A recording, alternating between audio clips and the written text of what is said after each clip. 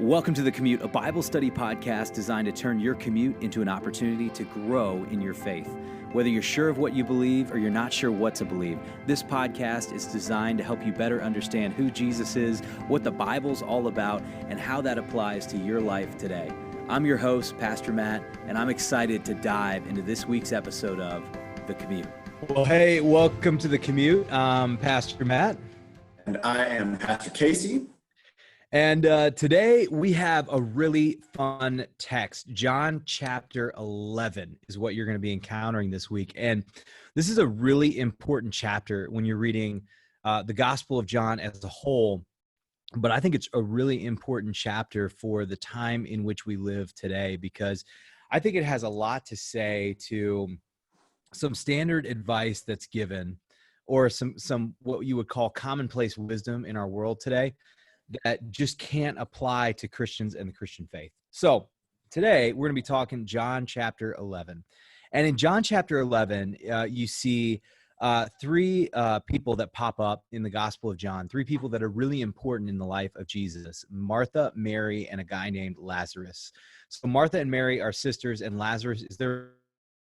Lazarus dies, and Jesus gets word that Lazarus has died.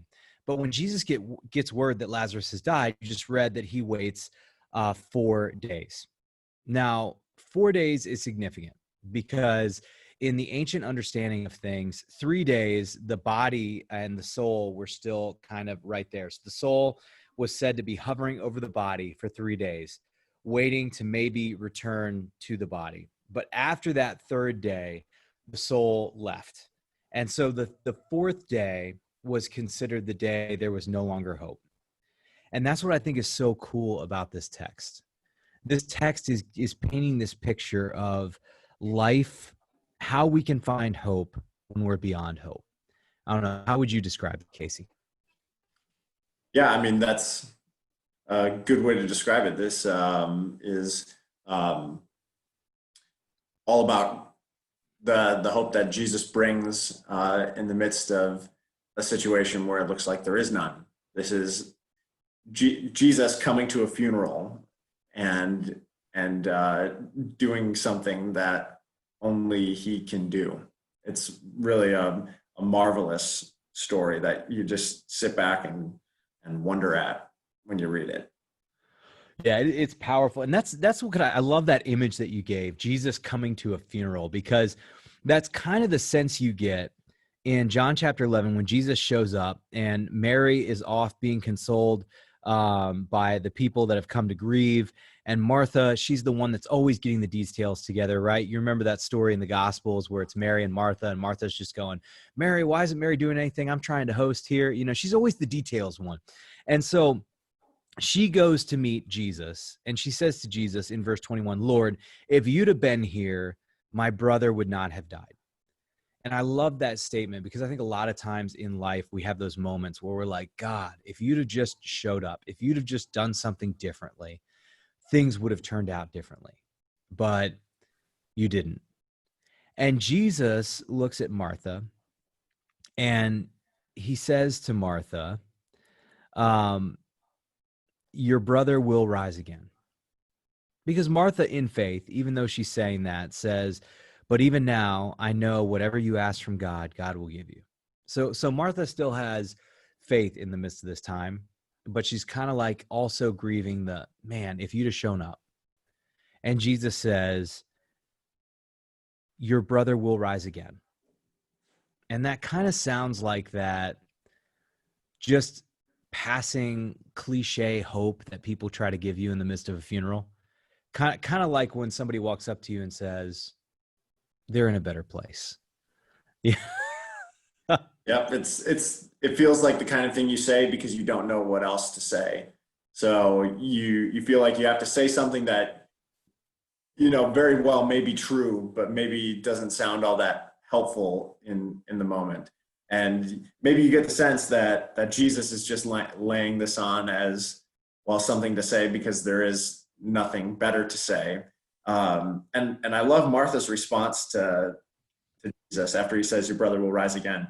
Martha responds like the typical person in grief. very often when we're grieving, even if we hear things that are true, it's sometimes difficult to believe them in our heart. We might know it in our mind, but it's difficult to believe it in our heart because we're confronted with this painful reality that's so close in front of us that it's almost hard for us to shake what we're experiencing in the moment. So you can see Martha says to him, I know that he will rise again in the resurrection on the last day. Almost like recalling all of the lessons she's heard in Sunday school, like, oh yeah, this is true, this is going to happen, that's great. But we're still stuck in this current moment of grief, and it just takes extra work for the heart to leap beyond grief. The mind can make that jump a bit easier, but the heart, it takes a little bit more time. Well, you see that Jesus is going to move part in what he says next. Martha, Yeah, and I love again. what he says next. He says, I am the resurrection and the life. Whoever believes in me, though he die, yet he shall live. And everyone who lives and believes in me shall never die. Do you believe this? So Jesus is saying, I'm not trying to give you this cliche hope. He's saying, I am the hope you're looking for. I am the hope that exists when all other hope is gone. I'm the one that shows up when everybody thinks there's nothing else that can be done. He says, I'm the one you're looking for. And this is a radical statement, especially when you consider the landscape of religion. Because this statement is radical for us as Christians, not because it's Jesus saying, I'm the hope you're looking for. But I was listening to, on our Right Now Media, we've got a Right Now Media, it's like Bible study it's like Netflix for Bible study. So if you go on the Bethlehem Church Live mobile app, you go on BethlehemChurch.live, you can actually access our Right Now Media account. We provide that for free for you. You can sign up for a free account.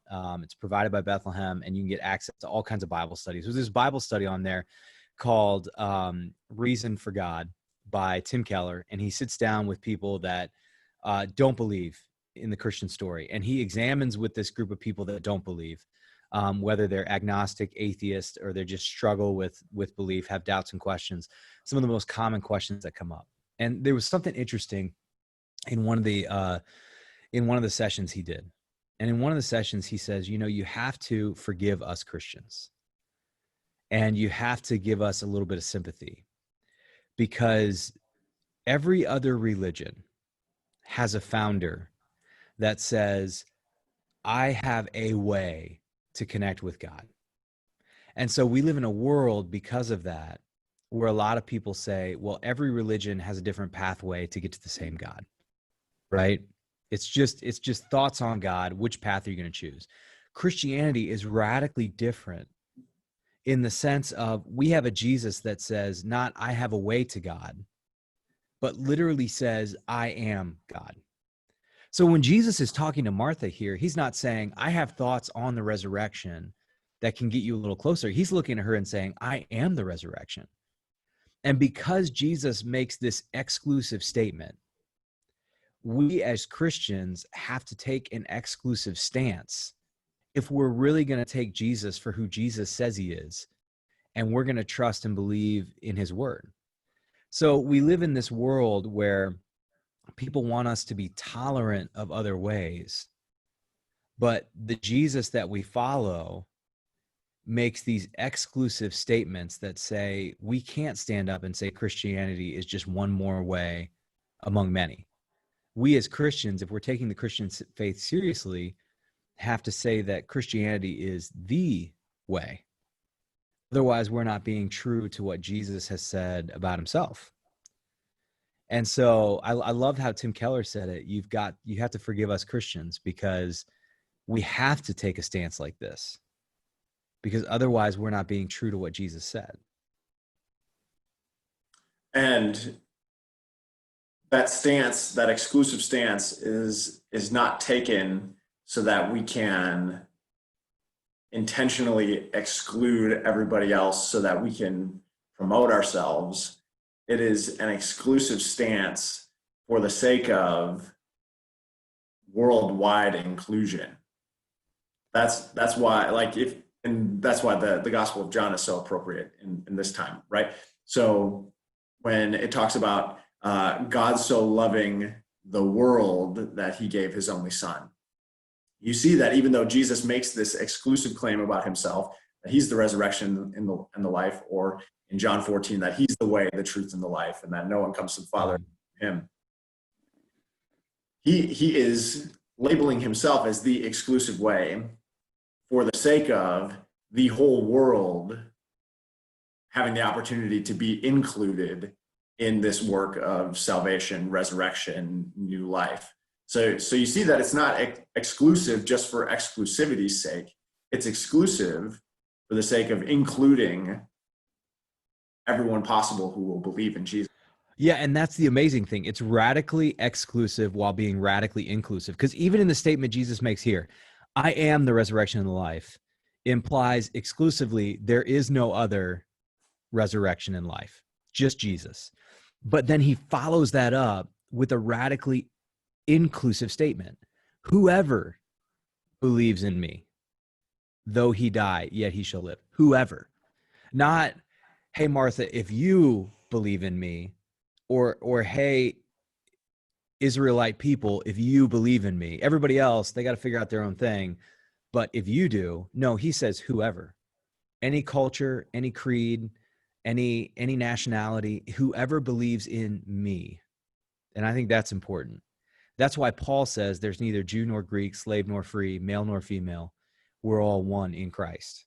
He's saying in Christ, there is this radically inclusive nature in the exclusive statements of Christ, which I think is powerful. Absolutely. And I think it's a uniquely Christian distinctive. That's what sets us apart, and a key piece of what makes us who we are as followers of Jesus.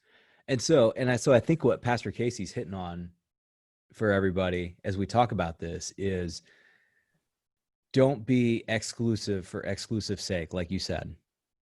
Just because you can't say all pathways lead to the same God doesn't mean we get to have an arrogance, but rather we need to realize when we're saying there is one pathway to God, but God has opened it to everyone, we need to be loving and including of everyone. So we need to be the people that say, look, while I don't agree with your pathway, I'm going to love you anyways. Because Jesus loved people where they were, not where everybody else wanted them to be, literally where they were, and allowed them to see who he was so they could get connected to who God is. Yeah, even people who outright reject Jesus as the resurrection and the life, or reject him as the way, the truth, and the life. Jesus chooses not to exclude himself from them, but continues to include himself in the work that is for them. That's what the cross and the empty tomb is all about. And you see it really intensifying at the end of John chapter 11. You see that there are more people who are becoming more passionate in their desires to get rid of Jesus after this episode in John chapter 11. Yeah, because literally what Jesus does loves is he doesn't just say, I'm the resurrection and life. He shows up to the front of the tomb and he raises Lazarus from the dead to prove that what he says is possible. So it's not a miracle for miracle's sake. It's a miracle to show everybody he is the resurrection and the life. And literally it goes viral and becomes highly controversial, just like it would have been if it happened today, right? If you show up to a funeral and Pastor Casey's up there leading the funeral and all of a sudden he's leading it and he goes, I am the resurrection and the life. And he looks over at the coffin and he says, get up. And the person gets up, it's going to go viral, right? Everybody's going to be like taking video and stuff of this and going, I thought he was crazy. But then all of a sudden, boom, the guy rose from the dead. Other people are going to be saying, yeah, I think it was a trick. Other people are going to be saying, no, I was there. It was real. And tons of people would start following Pastor Casey, right? So it makes sense. This is what happens when Jesus raises Lazarus. People are going, this is unbelievable. And more people believe in him. Well, the religious leaders are very concerned about this. And they're very concerned about this because they're concerned about the balance in this very delicate place of Jerusalem, who's being ruled by the Roman Empire. And so literally when you jump down to John 11:48, it says, if we let him go on like this, everyone will believe in him and the Romans will come and they will take away both our place and our nation. And then here's what's really interesting. John shares this. It says in verse 49, but one of them, Caiaphas, who was high priest that year, said to them, you know nothing at all, nor do you understand that it's better for you that one man should die for the people, nor that the whole nation should perish. He did not say this of his own accord, but being high priest that year, he prophesied that Jesus would die for the nation, and not for the nation only, but also to gather into one the children of God who are scattered abroad. So literally what John is saying is this. This is a linchpin moment that Jesus uses the resurrection of Lazarus to not only point to the fact that he is the resurrection, but to actually set the pieces fully in motion for him to go to the cross to die so that he can be the resurrection and the life the world is looking for. And so what's really interesting, if you look at Jesus' ministry, it spans a 3-year time period. So John chapter 1 through John chapter 11 are dealing with Jesus' first part of his 3-year ministry. So literally most of the 3 years. Now, John chapter 11 through the end of John, like John chapter 11 to Jesus' crucifixion and resurrection, it is literally going to deal with 1 week. So like John chapter 11 through John chapter 19, everything slows down and it's dealing with 1 week in the life and the ministry of Jesus. And then the rest of John deals with the last 40 days Jesus is on earth after the resurrection. So things are slowing down because this part is so important, John's saying. And you're going to find that the Pharisees and the teachers over this week are trying to find that moment when everything will come together and they can lead Jesus to the cross. And then John is going to continually show you, which is a theme in the Gospel of John, that Jesus is totally in control when the world seems totally out of control. So Jesus doesn't do anything here unwillingly, but rather everything that's happening, Jesus is fully on board with following through with this plan of God. So when the world looks like it's in chaos, Jesus is actually totally in control, working everything for the good of the world as a whole. It's an amazing story to read, and I'm excited for all of you as you go through the coming weeks and dig into the greatest week of all time. So it'll be fun. It'll be kind of like you get another Holy Week to hang out and kind of dig into. But man, I hope that you're enjoying the Gospel of John. If you have questions, of course, submit those. And I want to encourage you, Jesus always shared the message. So take an opportunity to share this message. Jump on.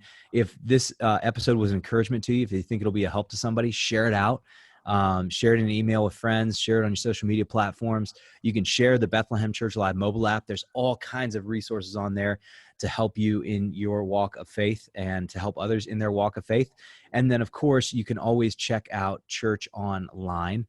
And feel free to share that out. We're doing Church Online every Sunday morning, 8:30. We've got a kids worship experience that leads into our 9 o'clock online live worship experience.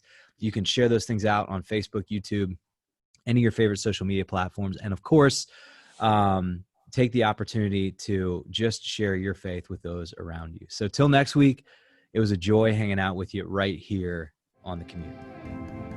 Thanks for checking out this episode of The Commute. For more information on The Commute or to join the Commute Bible reading plan, simply download the Bethlehem Church Live mobile app or go to BethlehemChurchLive/The Commute.